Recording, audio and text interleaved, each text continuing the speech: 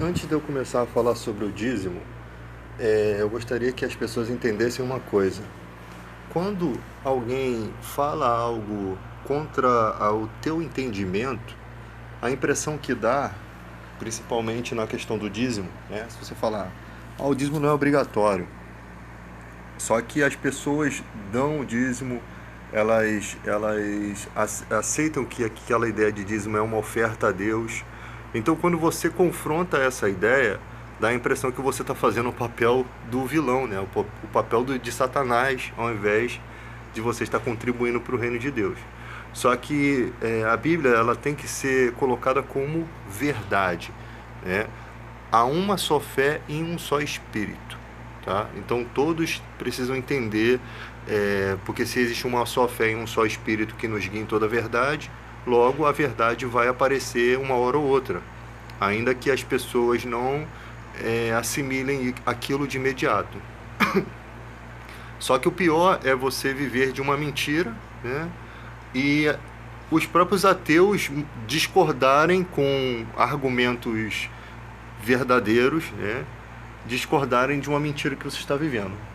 Sendo que, de qualquer forma, uma pessoa que é dizimista, obrigatoriamente ou não, ela está ajudando a casa de Deus, né? Só que eu não estou em busca desse argumento, eu estou em busca da verdade. Porque com esse argumento de estar ajudando a casa de Deus, muitos pastores utilizaram isso de má fé e enriqueceram muito, né? E não fizeram o devido, com os recursos do dízimo, a devida missão de Deus. A conclusão que eu tenho sobre o dízimo é que ele é uma missão destinada para a obra de Deus. Ela é uma missão destinada para ajudar alguém. No caso aqui, órfãos e viúvas. No caso de hoje, você tem questões previdenciárias, você tem aposentadorias. Então, naquela época não existia isso, tá? Então, quem é que cuidava? Como, por exemplo, quem é que cuida dos mendigos na rua? Existe alguma lei de retorno, né, do governo ou uma lei religiosa que possa destinar a 10ª parte desses recursos para ajudar essas pessoas, para ajudar os viciados? Não existe. Então, naquela época, era como se fosse uma questão previdenciária. Quando Malaquias surge dizendo, roubará o homem a Deus, todavia vós me roubais, dizendo, que te roubamos, Senhor? Nos dízimos e nas ofertas. Tornai-vos para mim, sabe? Eles pegaram um recurso que estava estabelecido na lei. É lógico que essa lei é recebida por Moisés, mas vem de Deus. Ou seja, Deus obrigando a humanidade, naquela época do Oriente, né? Nós somos igreja gentílica do Ocidente, há uma diferença enorme desse entendimento.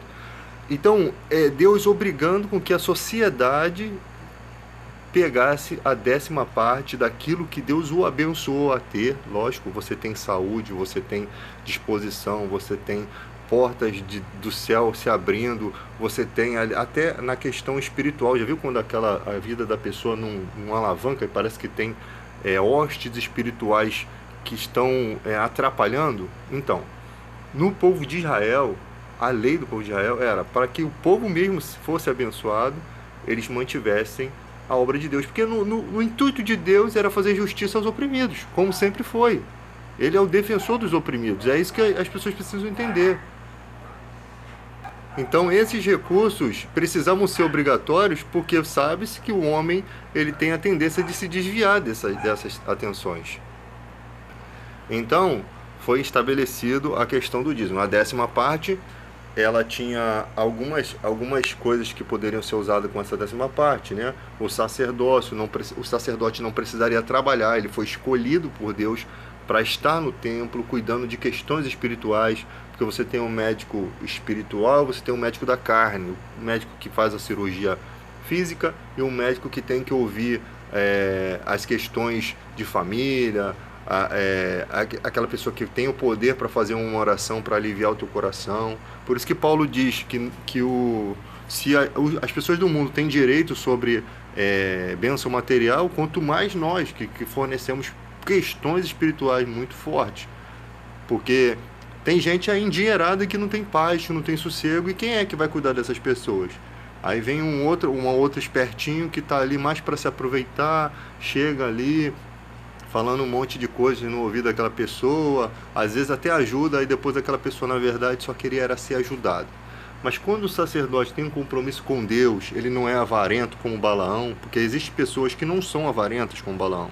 Existem pastores que não são avarentos, tá? E isso você descobre quando? Existem certas tretas que acontecem na igreja que muitas vezes o pastor é colocado à prova.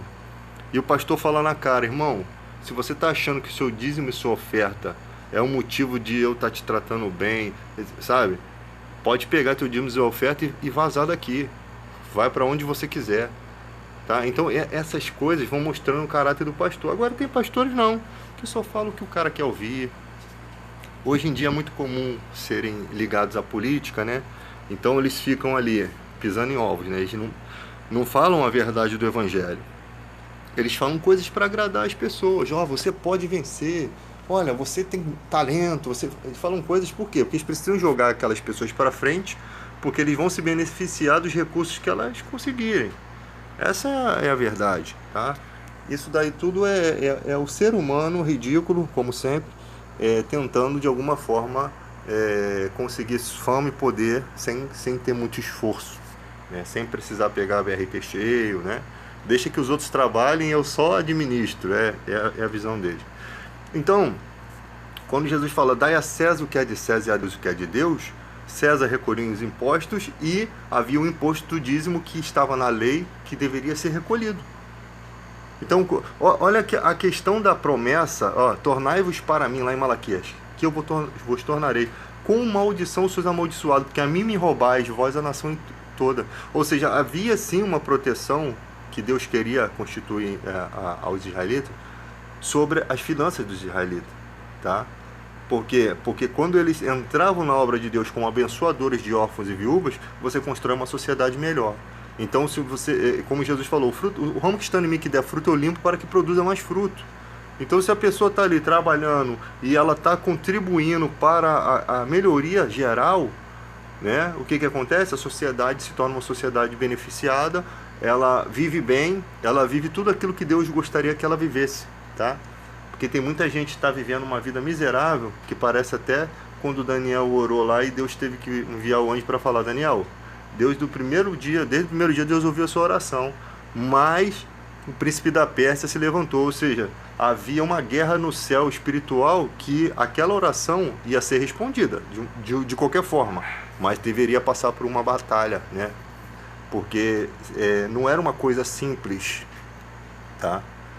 Você tem coisa, um exemplo, por exemplo, esses dias, há um tempo atrás, né, um mendigo socorreu uma mulher que estava sendo sequestrada por um bandido e foi morto numa escadaria frente a uma igreja. Você sabe se aquilo ali era um mendigo mesmo? Poderia ser um anjo disfarçado de mendigo. Porque a Bíblia fala que alguns operando hospitalidade, sem perceber, sem o saber, abrigaram anjos. Ou seja, pessoas sem saber deu uma guarida dentro de casa para aquela pessoa, pensando que era mendigo, a pessoa não ficar no relento, e ali era um anjo. Então Deus, ele não interfere. Onde que eu quero chegar ao raciocínio? Que Deus, ele não vai fazer algo na terra que venha confundir a mente das pessoas, tá? Porque o ser humano é assim, viu um negócio caindo da árvore, uma imagem, olha, é de Deus aquela imagem, eu vi aquela imagem lá e está comendo um troço lá pensando que é o maná do céu e é cocô de passarinho. O ser humano, ele é totalmente alienado quanto às questões espirituais quando ele não tem a ideia do que seja. Ele começa a viver de achismo, tá? O cara sonha, o cara acorda e vê um fantasma. Não viu fantasma não, é que tem uma substância no seu córtex aqui que te entorpece, uma droga natural que faz você dormir. Então quando você acorda de repente, você está sob efeito dessa substância e você consegue ver coisas assim que são as mesmas coisas que estão na sua casa, só que de forma distorcida. Mas a pessoa bota uma fé naquilo e começa, sabe, as pessoas começam a cismar com tudo. Olha, passei na rua, estão olhando para minha cara. Todo mundo olha sempre para a cara dela, mas se ela não ligasse, ela não percebia. Mas quando ela passa a dar atenção àquilo, ela cria uma fé negativa sobre aquilo. Então você vê o psicológico humano como é que é totalmente aleatório, tá? Sem o entendimento, muita gente é enganada. Paulo encontrou uma mulher que adivinhava realmente as coisas e era um espírito que estava sobre ela. Quando Paulo expulsou o demônio dela, não adivinhava mais nada, tá? Então, são coisas, as pessoas ficam vivendo os doentes lá naquele tanque lá esperando mover das águas. Jesus não queria ser conhecido como curandeiro, ele foi lá e curou um homem só. O ruim é que ele deixou todo mundo vivendo daquele pensamento lá, de que um dia alguém agitar as águas, devia ter algum malandro lá que agitava as águas lá, e ali o cara que já estava bom mergulhava e fingia que estava curado. Esse é o meu ponto de vista. Por quê? Porque seria, qual era o benefício daquilo ali? Eu não sei que tipo de comércio havia ao redor. Eu só sei que aqueles enfermos tinham que comer alguma coisa. Então devia ter algumas barraquinhas de cachorro-quente judaico, né? Ou sei lá, as barraquinhas de figo, né? Que alguém devia ganhar alguma coisa com a desgraça alheia. Que no mundo é assim. Uma oportunidade de emprego. Chega lá, não tem emprego nenhum. Os caras querem vender os cachorro-quentes lá, os hambúrguer que estão por ali ao redor. E o cara gasta dinheiro de passagem, gasta tempo, cansado, vem entupido naquele trem, né? Cheio de gente entupindo, aquela grosseria para entrar dentro do trem, que, porra, se tu der mole, ele te joga do outro lado do trem. Tu entra no Santa Cruz, se der mole, ele te joga no Japeri. No empurra. E ali chega lá, não tem emprego nenhum, é falsa esperança. Então o ser humano, ele de natureza, ele é ridículo, tá? Para não dizer maldito e outras coisas que eu gostaria de falar, mas o YouTube vai bloquear o meu vídeo. E que se exploda. Então, gente, a questão do dízimo, quando você pega argumentos do Antigo Testamento, você se esquece que Jesus é mediador de um melhor conserto baseado em melhores promessas. Tá? Eu não vim cumprir a lei, eu não vim destruir a lei, eu vim cumprir.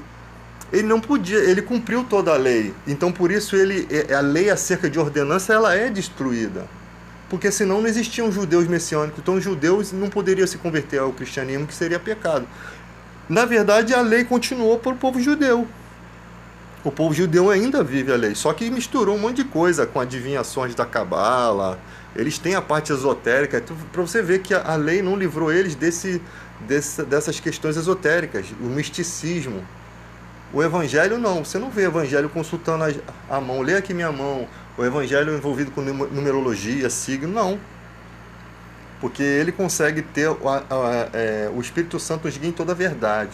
Há uma só fé, um só Espírito. Então as pessoas conseguem compreender o que o cristão está falando no Brasil, o cara nos Estados Unidos entende, no Japão ele entende, se for, lógico, traduzido para a língua deles. Esses dias entramos num assunto que as pessoas falam assim, não, o dom de língua não existe, é uma invenção. Algumas pessoas inventam. O dom de língua existe. Sabe por quê? Porque se não existisse, por que Paulo ia dizer para orar para ter o poder de interpretação? Ele diz, é o menor dos dons e ele edifica o seu espírito. Agora, o que é dito ali, algumas pessoas chegaram a dizer que não é língua, é outras línguas do mundo que já existem, não são. Aquela passagem lá de Atos que as pessoas entendem o que está sendo dito, foi que a tradução foi feita, a interpretação foi feita espiritualmente, mas o que estava sendo dito era uma língua estranha que não era estrangeira. Não existe língua estrangeira. Deus pode capacitar uma pessoa em falar em outra língua. Eu nunca vi isso, mas eu acho que pode. Se Deus pode fazer tudo, gente. Deus pode fazer... Deus pode fazer uma pessoa ter um dom, tipo de nunca ter tocado piano, a pessoa vai lá e ela consegue começar a tocar de uma forma que ninguém entende. O cara que nasce pintando, são dons. Então, Deus pode fazer tudo, tá? Se for necessário. É lógico que não, tem coisas que ele não vai fazer porque não é necessário e vai trazer muita confusão aqui na Terra. Mas ele pode tudo. Mas essas línguas, elas edificam o espírito. Tanto que Paulo diz, aquele que ora em língua, ore para que interprete, para que a igreja seja edificada. Porque o dom de língua, ele consegue ser maior do que o de profecia se ele for interpretado. Ele é o menor dos dons, mas se você tiver o dom de interpretar, ele se eleva. É esse o entendimento que se existe ali. Então, você não pode pegar só porque a pessoa está inventando que ora em língua aqui, o outro está balbuciando, o outro está falando coisa, e dizer que ele não existe. Não, vai pelo que a Bíblia diz. A Bíblia diz que é dom, é o menor dos dons. Só com a Bíblia dizer que é o menor dos dons é porque é dom. As pessoas não... Cara, eu acho que o povo brasileiro não sabe ler as figuras. Né? Tá no singular, né? As figuras. Né? Acho que o destino entregou o alicate nas mãos de Deus mesmo. Não tem jeito, gente. O Brasil é assim, filho. As pessoas fazem um rodeio numa questão fácil de entender, sabe? Então o dízimo não é uma obrigação. Ele não é uma obrigação. Porque também se o dízimo fosse o da lei, você não vê a janela do céu sendo derramado bênção sem medida na vida do dizimista, não. O que você vê é o cristão tem uma vida de dificuldade normal, como de qualquer pessoa. Tem algumas épocas que é abençoado, porque Deus é recompensador dos que o buscam, tá? Mas isso daí, se realmente fosse o dízimo da lei, eu derramarei sobre vós a janela do céu e derramarei bênção que venha a maior abastança. Seria uma coisa extraordinária, né? Não seria você com aquele Fiat Uno todo lascado dizer Deus me deu. É lógico que Deus te deu saúde pra você comprar aquilo, mas qualquer pessoa pode ter uma troca dessa daí, irmão. Tá? Qualquer pessoa. Né? Então, é aquela bênção que realmente é sem medida, que vem sobre a sua vida, as portas se abrem de uma forma extraordinária. Por quê? Porque você é um abençoador, então quanto mais você for abençoado, você pode atribuir essa bênção. Só que tem umas questões. O Deus te abençoa, aí você cai para ser vergonhoso da vida. Você mesmo está jogando as bênçãos de Deus fora. Tá? Te abençoa hoje, você tem um filho com uma mulher, aí amanhã depois você tem 30 filhos aí espalhados pelo mundo, com várias mulheres, várias pensões para pagar, tá todo lascado. O cara não consegue envelhecer em paz, porque ele tem que trabalhar, senão ele vai ser preso, ele tem que pagar milhões de pensões. Então o ser humano que se joga nos problemas, né, da vida. Não que Deus não queira abençoar, mas é que às vezes a bênção dele tem que ter um certo limite. Mas as pessoas não tem que ficar indo em busca de bênção, cara. As pessoas, o cristianismo não é quer bênção maior do que você viver com Deus, você viver em paz, você poder ser uma pessoa direita. Amanhã depois você vai morrer, vai ficar tudo aí e você vai passar para outra vida. E como é que foi a sua vida aqui? Isso aqui é um conto ligeiro, como diz a Bíblia. Você num piscar de olho, a sua vida passa toda. Momentos de alegria, momentos de decepções, parece que nem fazem mais sentido, parece que você não sente aquelas dores antigas, você não sente aquelas felicidades antigas.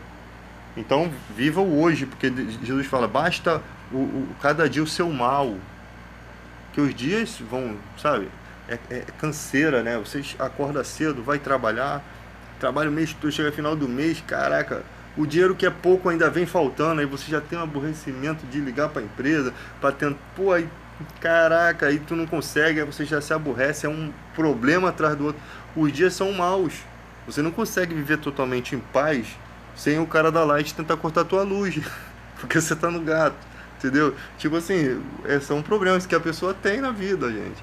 Esse é o problema. Você não consegue ter sossego. Então é assim que funciona a vida. Tá? Eu tô falando demais já. Então, galera, a questão aí é a lei de Moisés, a questão da lei de Moisés. Vocês precisam entender que dízimo não é obrigatório, mas ser dado com amor é uma coisa boa, tá? E para quem você dá esse dízimo é importante, porque o que mais tem hoje em dia são falsos pastores, os inimigos da cruz de Cristo, né? Os que só gostam de se engrandecer com os recursos dos outros, né? Se promover politicamente. O charlatanismo, ele está muito explícito. O charlatanismo está muito explícito, tá? No Brasil. Então, muita gente quer se promover através das bênçãos dos recursos financeiros da igreja, tá?